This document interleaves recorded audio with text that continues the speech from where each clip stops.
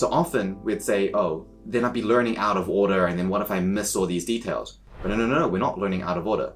We're learning in the right order. It was presented to us in the wrong order. I want to just reflect on my university days. I generally studied just to pass an exam, but many months later I would really not retain too much of what I've actually studied. You've got some videos out there, and then you've talked about this on your podcast.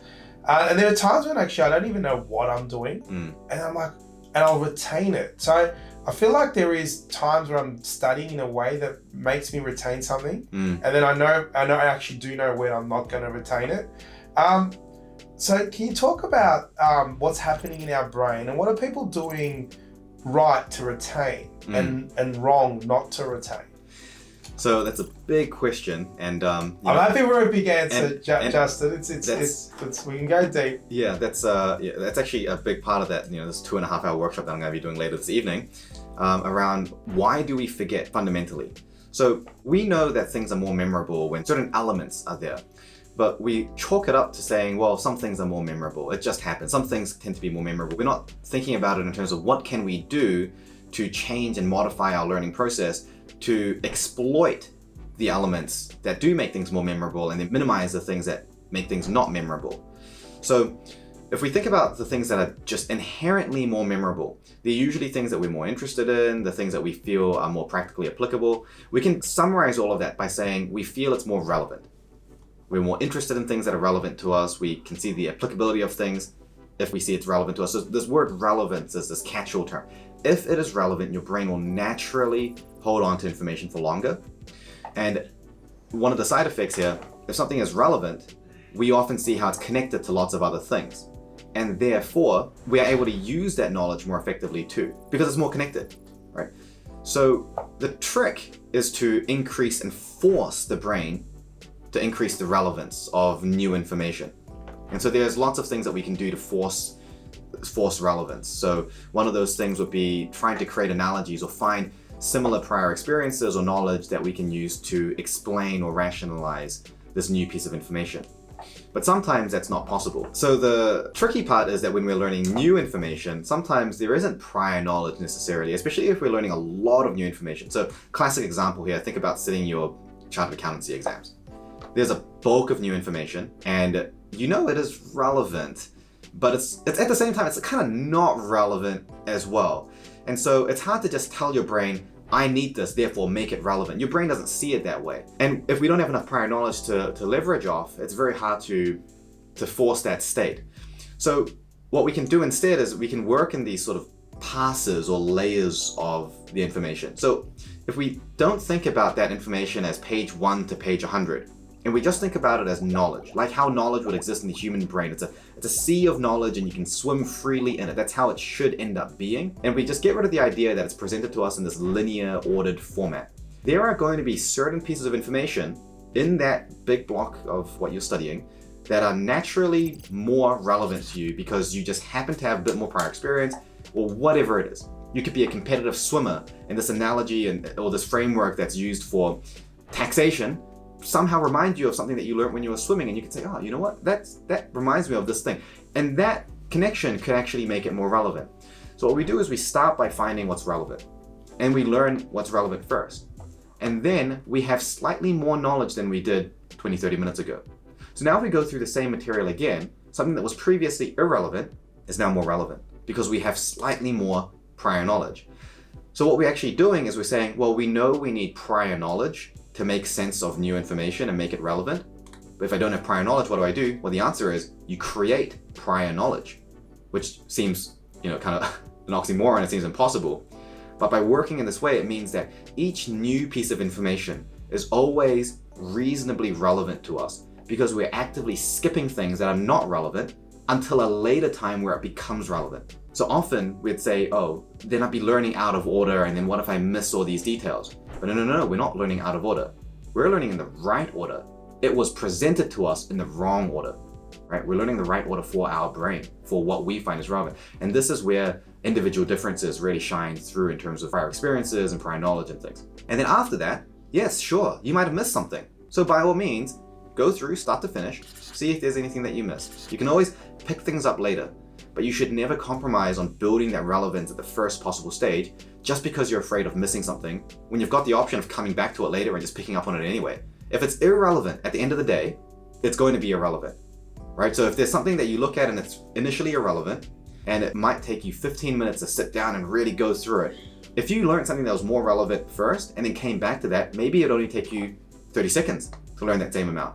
But if after doing that maybe 3 or 4 times, there are still things that seem irrelevant, then we didn't lose anything here.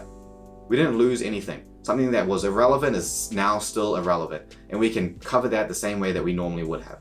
The other question I've got is, when you learn CPA or even when you're at university, it's structured like learning. One of the things that I'm really passionate about is reading. So I read a lot about different things, whether it's leadership, management, and this reading styles or the writing styles can be different. Some are storytelling, some are more lecture style based. What advice do you have people that read a lot? Can they apply the same tip that you just gave around retention in an exam? Or how do I read a book now and go and retain it? I generally highlight stuff and then I'll be reading on the couch. I'm like, oh shit, I better go to the study and start writing some notes. I'm like, I don't know how to retain, and I'm getting confused onto the books that I read because I know my memory's not going to keep all of it because it's like 300 pages, thousands of words. What advice do you have for people that love to read but want to read for education purposes? So a common problem that I see with professionals is that there are methods of learning that they picked up when they were going through school and uni, and then there are methods of learning that they picked up on the job. And the on-the-job type of learning tends to be generally much more effective. And then when they're trying to learn in slightly more familiar academic settings, they revert to the techniques they used in school and in university. So in real world professional learning, you're often not saying, oh, hold on, let me highlight this and then write some notes on it. It's usually something that's a little bit more authentic or organic or just on the fly, but your memory is enhanced that way. The difference with this more structured learning is that information is coming in at very high density. There's a lot of information coming in a very short period of time. And you're expected to reach a relatively high level of mastery of that knowledge, not just remembering what was said, but being able to work with that knowledge in a robust way. So one of the things that I recommend is, yes, you can use the same strategy that I've just talked about, but there are other things that we can do to layer on top of that to make it even more relevant. So the first thing is to be very clear about why you are learning about this particular issue. Have a clear problem or an application before we even start reading. It's tempting to say, oh, there's this new book and everyone says, oh, it's a business book of the year. Everyone's saying, oh, you should read it. You don't have to read it. No. You don't have to read it if it's not going to be something that's relevant for you. So I'm a huge proponent of reading in these sprints. Don't just constantly consume information. Consume information when that information is going to be purposeful for you. And when that information is not purposeful for you, don't feel the need to consume that information. So here's an example in my personal life. Let's say that I'm going into a new overseas market and I want to learn a lot about the nature of that overseas market. That's kind of not enough. What exactly do I mean by nature of an overseas market? Am I talking about the demographic, the people, the culture, the financial state? What am I talking about? So be very clear in terms of what type of information I'm missing. What do I actually need to know that's going to put me in a better position to make better decisions or execute more effectively? Then scope out the resources to see, what should I be reading to fit this? Is it a Harvard Business Review? Is it an Audible? Is it a business book? Is it a case report? Is it a primary source research article? And it's often going to be a mix of these things. And then collect them. And you may end up collecting 20 to 30 of these different sources. Go through and prioritize and find maybe 5 or 6 or up to even sometimes 10 of the ones that you think is perfectly suited for the problem that you have. And then go through to read all of these sources simultaneously. There's a technique called syntopical reading. So the idea is that we're reading about the entire topic all at once. The premise is that one single resource is often not going to provide a comprehensive enough angle. And when you're in the early stages of learning, one of the most important things is to appreciate the big picture very, very quickly. So if you're only reading on a certain angle and you get really, really deep on that, and you read about another angle, then you're sort of working in these silos. It takes X amount of time to go deep into one angle and X amount of time to work in another angle. Whereas if you were to go shallow but broad and work your way through depth slower over time, you've got more networks and more connections and more far-reaching points that you can use to build relevance. Things that are more relevant more easily because you have a wider appreciation of how that knowledge can be used. One of the great things about this is that after the first 3 chapters of reading through each of these resources, your ability to retain information will start going up geometrically. Because you're tackling so many of these different angles, the ability to create relevance is becoming easier and easier and easier and easier because you've got so many possible angles to work with.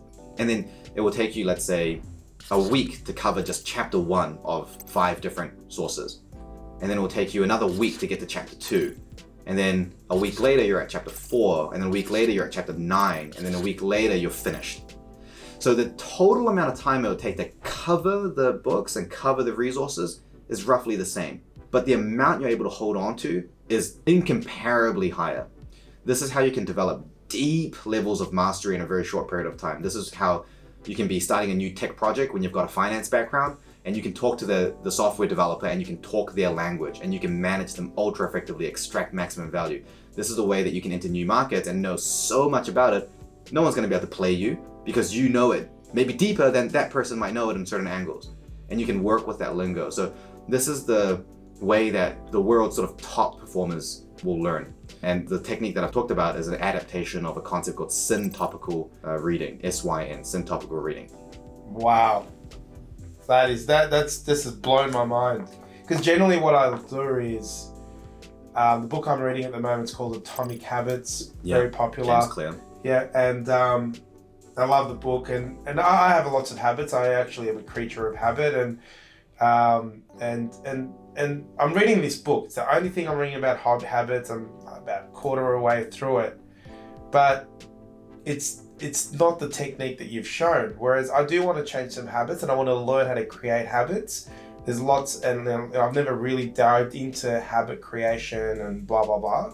But I've just picked this book up because it's the bestseller. Yeah. I haven't applied your technique, and I know that if I did, I can see now the way that you've explained it, because it's going back to that.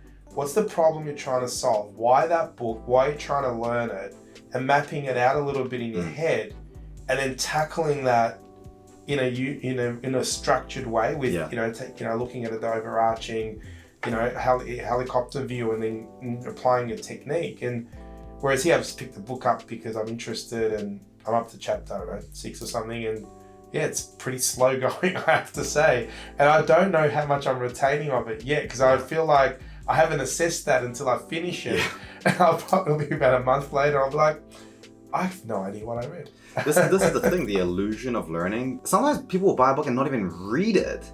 But there's the sensation that I'm learning because I'm engaging in this activity. It's kind of this consumerism hit when it comes to learning. And it's even deeper when you say, oh, well, I did read it, but then how much did you retain? And then how much are you able to apply, and how deeply can you apply it? So there's often this very superficial outcome measurement of learning where it's, yes, I've covered the content, or I flicked through the pages, and that is conditioned to us through education, the education system, I think. And so as adults, where we have, like sentience, Yeah. And we've got the self-agency, it's our responsibility to say, okay, look, I've got these existing bad habits and perspectives when it comes to learning. I've got so much to learn, I don't have time to do all this planning and scoping and figuring out the problem and inspecting the resources. I need to get into it, I need to cover the content. But the idea is that no, if the outcome is to cover content, sure, go into it. If the outcome is to have deep, meaningful, long-lasting learning, it's a much more involved process.